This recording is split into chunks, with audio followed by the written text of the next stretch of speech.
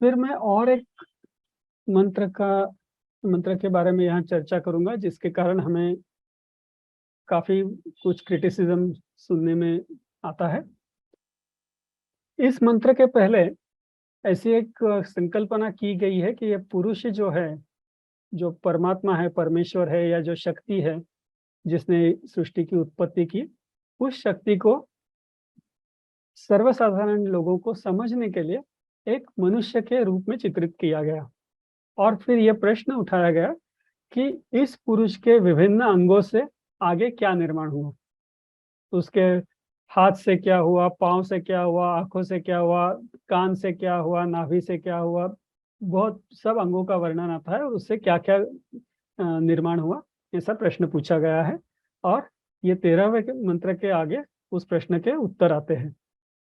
13वें मंत्र में ऐसे कहा गया है, ब्राह्मणोस्य मुखमासीत बाहु राजन्य कृतः ऊरु तदस्य यत् वैश्यः पद्भ्यागम शूद्रो अजायत। इसका अर्थ है कि उस पुरुष के मुख से ब्राह्मणों की निर्मिति हुई,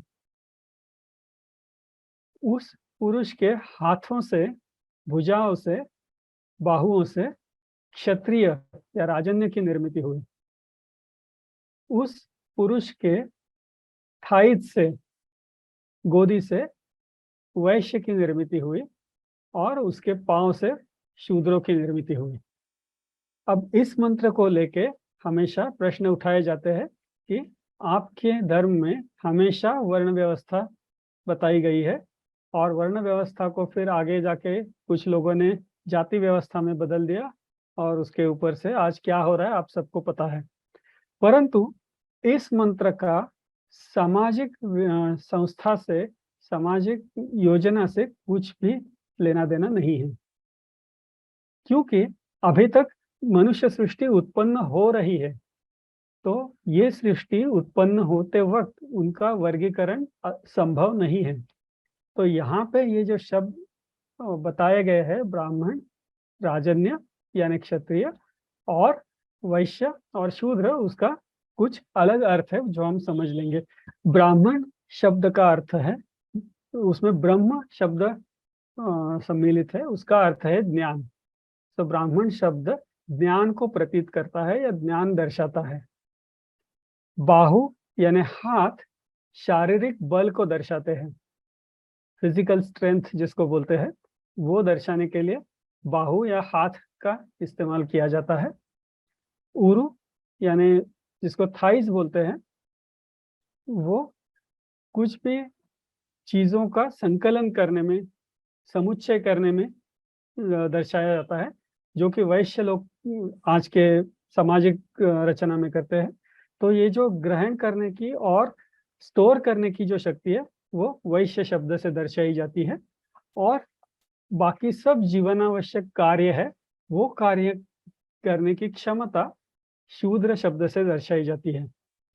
तो इस मंत्र का अर्थ ऐसे हुआ कि इस पुरुष ने जब जीव सृष्टि उत्पन्न की, उस वक्त जीव सृष्टि को उसके विकास के लिए और उसके अस्तित्व के लिए जो भी आवश्यक यंत्रणा है, वो यंत्रणा उसने प्रस्थापित की, और वो हर एक जीवित पशु में उसने डाल दी।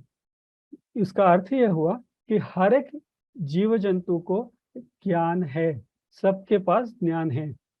हर एक जीव को पता होता है कि उसे कैसे रहना है, कैसे जीवित रहना है, कहाँ जाना है, क्या करना है, पुनरुत्पादन कैसे करना है, अन्न कैसे भक्षण करना है। ये सब चीजों का ज्ञान हर एक जंतु के पास होता है। ये एक उदाहरण हुआ, किंतु इस ज्ञान का दर्शन ब्राह्मण शब्द से किया है। फिर हर एक जंतु के पास खुद की रक्षा करने का सामर्थ्य होता है।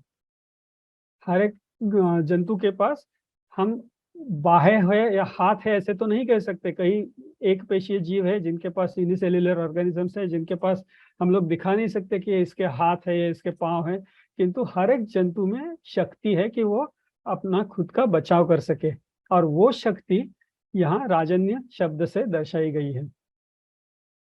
हर एक जंतु के पास कुछ चीजों का संग्रह करने की, स्टोर करने की शक्ति होती है। जैसे हम लोग खाना खाते हैं, वो खाना हम लोग संग्रह करते हैं, उस खाने का स्टोर करते हैं और हर एक अलग अलग क्रियाओं के लिए उसका उपयोग करते हैं।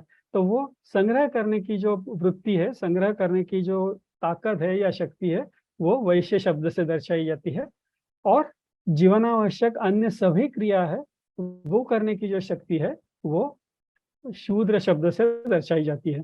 तो यहाँ पे ये मंत्र में ऐसे बताया गया है कि जीव सृष्टि उत्पन्न करते वक्त ये चारों यंत्रणा पुरुष ने या परमेश्वर ने हर एक जीव में प्रस्थापित कर दी, ताकि वो जीव जीवित रह सके और बढ़ सके, आगे बढ़ सके। इस अर्थ से यहाँ पे ये मंत्र आया है।